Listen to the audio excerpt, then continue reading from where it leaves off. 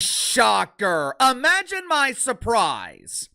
Just imagine my surprise when Uncle Casey found out that the WNBA is struggling to maintain their ratings without Caitlin Clark. To make matters worse, and this is something I have definitely noticed in the last 3 or 4 weeks, especially since the All-Star game. The WNBA's biggest star is gone, and the fallout is worse than anyone imagined.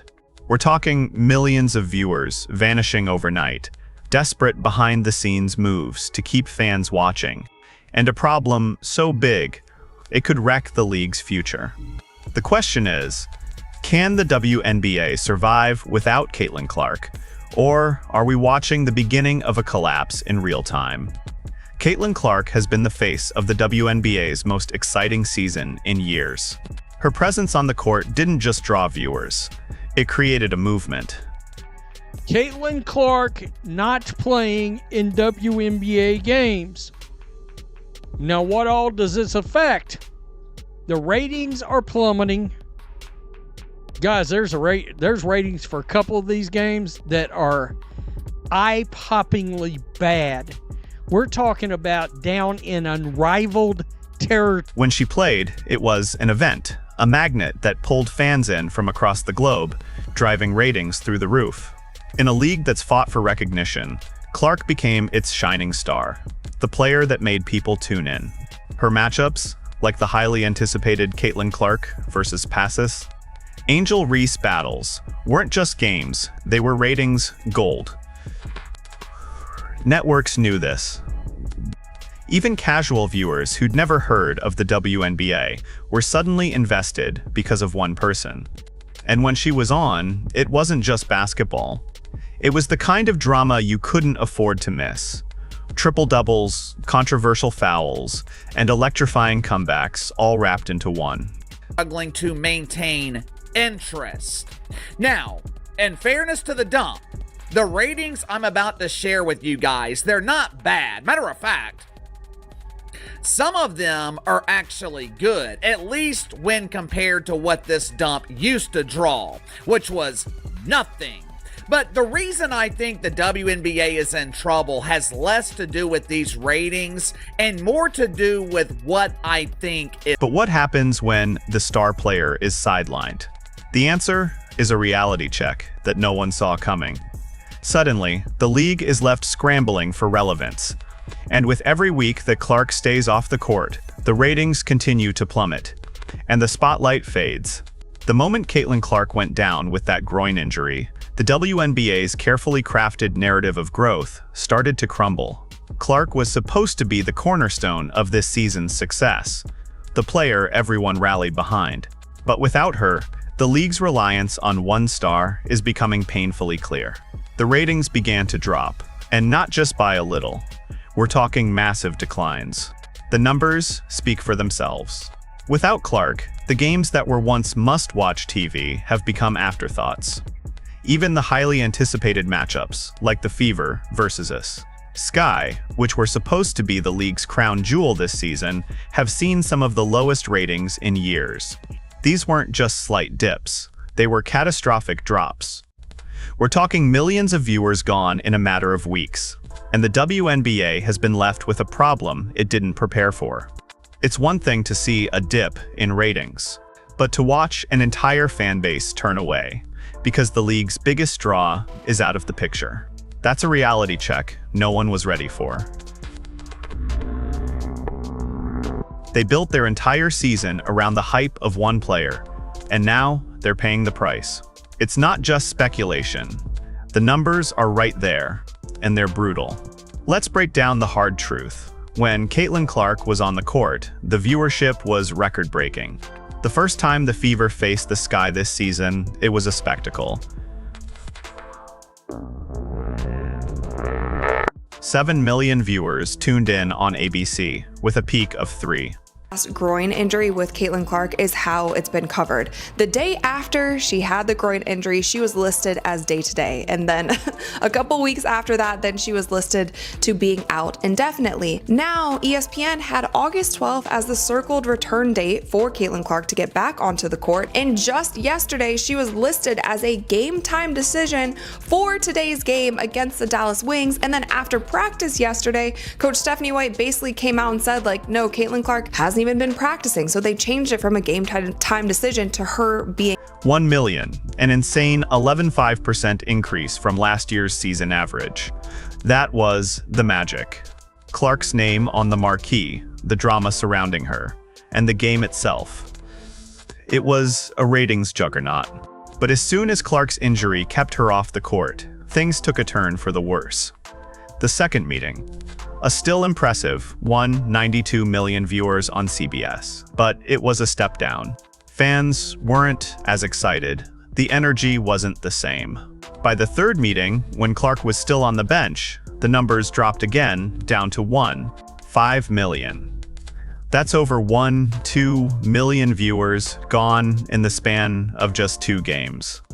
The media does not need to know every little thing that's going on with Caitlin Clark's injuries, especially a star player like that. We will never know all the information, nor should we know all the information, and that's actually good for Caitlin. It protects her for when she does come back on the court. She can't be targeted. Teams can't use a certain injury or ailment against her if people don't really know what is going on. But the reporting of her timeline in general, there has been no rhyme or reason to what has been shared about it. To put her as a game time decision for today's game, and then Coach Stephanie White basically coming out and saying she has done no practicing with the team, that's crazy. And the downward spiral continued with the most recent game in August, where the Fever and Sky couldn't even crack 4 million. Try 3 million, less than half of what was expected for a game that should have been a marquee matchup. It's clear, without Clark, viewers simply aren't showing up. Over the course of just a few months, this marquee matchup has lost 4 million viewers. That's not just a seasonal dip, that's a crisis. Networks don't tolerate these kinds of numbers, and advertisers certainly don't. This isn't a one-off issue. It's the reality of a league that's become dependent on one player to drive all of its viewership. Condition, and we already know what happens when Caitlin Clark gets back out on the court. Teams play defense on her differently. They play extra physical with her. There's all of these different factors that come into play. That's why I'm sort of leaning to the point of maybe Caitlin should be out for the rest of the season. Maybe this season is just done for her. Maybe it doesn't make sense for her to come back into the mix if the Fever aren't contenders. Are the Fever contenders at this point? I'm just not so sure. Do you risk another injury that can again compound and turn into something else? The problem isn't just contained to the Fever and Sky matchups. Without Caitlin Clark, it's the entire league that's feeling the hit. While the Fever's ratings have taken a nosedive, it's not just them. Other games are struggling to even break 200,000 viewers. Sun versus Sunday, 180,000. Dream versus Mercury. If this league is really experiencing the explosive growth they claim, these numbers should be closer to 300,000 at a minimum, especially for primetime games. But without Clark in the mix, the audience simply isn't there. Think about it. The WNBA's marketing has been built around Clark's star power. Her every move, every highlight, has been amplified across social media, in promos, and throughout merchandise pushes. Fans know Caitlin Clark. They tune in for Caitlin Clark. But once she's out of the picture, the interest drops significantly, and it's a harsh reality to face for a league trying to build on momentum. When Clark is playing, the ratings spike, no surprise there. But when she's not, the league is left scrambling. Teams that were once highly anticipated, like the Fever, have become just another matchup. It's like trying to build a brand on one person and watching it crumble when they're not around. There's no backup, no second wave of stars to fill that gap. The WNBA has pinned its hopes on one player, and now it's paying the price. Without Clark, the league is exposed for all to see. The so-called growth is nothing more than a house of cards, waiting to collapse the moment the star player is gone. And the sad truth is, casual fans are quickly finding new habits, tuning into other sports, other games, or just skipping basketball altogether. When you lose the habit of watching, getting it back is a long, uphill battle. The WNBA's struggle without Caitlin Clark isn't just about one player's absence. It's about a deeper, more troubling issue at the heart of the league. The problem lies in how the league has handled its star power. Doesn't have significant practices under her belt before she goes into game speed. You can try to simulate game speed as much as you want in practice. You will never be able to. Game speed is game speed. There's also a lot more adrenaline, all of these different things pumping when you're playing in front of a sold out crowd that the Indiana Fever do every single night. If I'm their coach, she needs to practice for at minimum a week. At the minimum, she needs to be doing everything in practice for at least a week before you throw her back in the mix. Now you're going to throw her back in the mix when all of these teams are at peak condition. The problem for by placing all its marketing, all its hope on one player, the WNBA has made itself incredibly fragile. The numbers were never going to stay sky high forever if Clark wasn't around to draw in viewers. This isn't growth, it's dependency. When a league's success hinges so heavily on one person, it's a ticking time bomb. And Clark's injury just set off the countdown. The WNBA didn't build enough of a diverse base of stars to help weather the storm. Sure, there are other talented players, but without proper promotion, they're invisible to the casual viewer. The marketing machine has been entirely focused on Clark, and when she's sidelined, it leaves nothing behind to hold up the league's image. Even worse, the league failed to protect her from the physical grind of a long season. From poor officiating to lack of protection on the court, Clark has been subjected to the kind of rough play that other stars like Paige Beckers don't endure. If the league had done more to safeguard her from excessive physicality and inconsistent officiating, would she be sitting out right now? Probably not. If Clark had received the kind of protection afforded to other top stars, she'd likely still be playing, and the WNBA wouldn't be staring down this crisis. The issue is even bigger than just Clark. This is a league that has put too much weight on one player without creating a stable, diverse ecosystem of stars to carry the load when needed. Now, with Clark injured and the rest of the league struggling to keep interest alive, the WNBA is facing a brutal truth. A star-driven system can only survive as long as that star is healthy, without her. The foundation is crumbling, and there's no backup to step in. Every week, Caitlin Clark stays off the court. The damage compounds. Casual fans, who were just starting to make WNBA games part of their weekly routine, are moving on. They're finding other sports to watch, other stories to follow, and once that habit is gone, it's incredibly hard to get back. This isn't just about one season's dip. It's about setting the tone for the league's future. Networks like ESPN, CBS, and ABC pay for consistency, not short bursts of attention. If they see that viewership collapses every time Clark isn't playing, they'll start questioning how many games to broadcast next season and how much those games are worth. Fewer broadcast slots mean less exposure, less sponsorship money, and a harder time negotiating future deals. For a league still building its financial foundation, that's a dangerous spiral. And here's the biggest risk. Even when Clark returns, there's no guarantee the audience will instantly come back in full force. If her comeback doesn't spike numbers to the record levels from earlier in the season, the historic growth narrative collapses completely. The WNBA can't afford to let that happen, but unless they diversify their star power and protect their biggest draws, they're walking straight into that exact outcome. The WNBA can't keep rolling the dice on one player carrying the entire league. If they want to avoid a complete collapse, the fixes have to start now. Short term, the strategy is simple. Keep Caitlin Clark in the conversation, even if she's not on the court. Show her courtside interacting with fans, post training clips, tease her return just enough to keep people curious. But avoid burning trust by overhyping a comeback that isn't imminent. But that's just buying time. The real solution is long-term. And it requires a shift in how the league operates. First, protect the stars. Clark's injury was the result of relentless, overly physical defense with inconsistent officiating.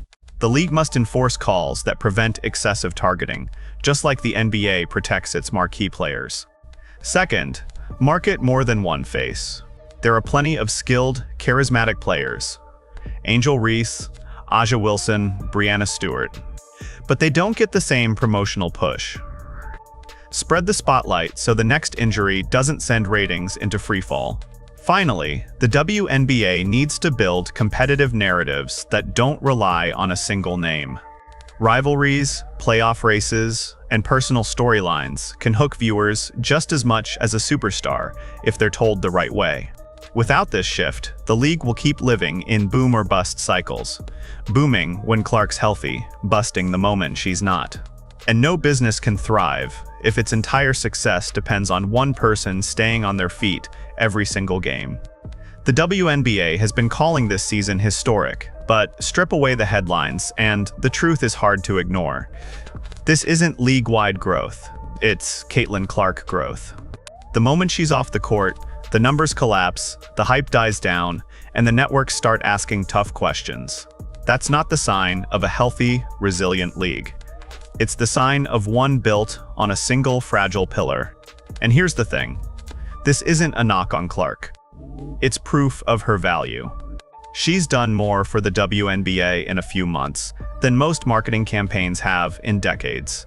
But no player, no matter how great, can carry an entire league forever.